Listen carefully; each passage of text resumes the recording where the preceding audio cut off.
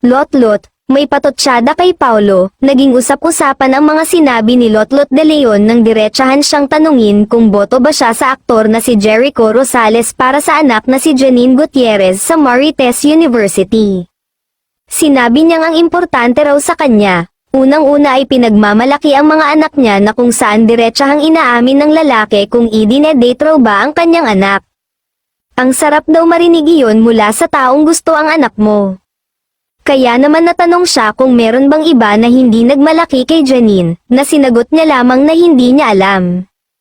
Pinagpiestahan nga ito ng netizens at sila na mismo ang sumagot tungkol dito. Tila pinatototsadahan daw ni Lotlot ang aktor na si Paulo Avellino na nalink kay Janine noon.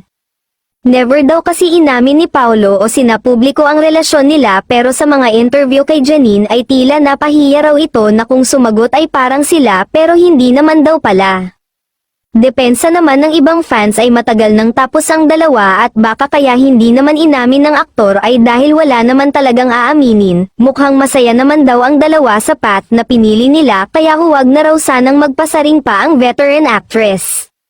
Samantala, puring-puri naman ng ibang fans ang ginagawang pagmamalaki ni Jericho na inamin na nagde-date na sila at nasa getting to know each other stage sila. Pero hindi lahat ay boto sa kanya dahil mas deserve daw ni Janine ang edukado.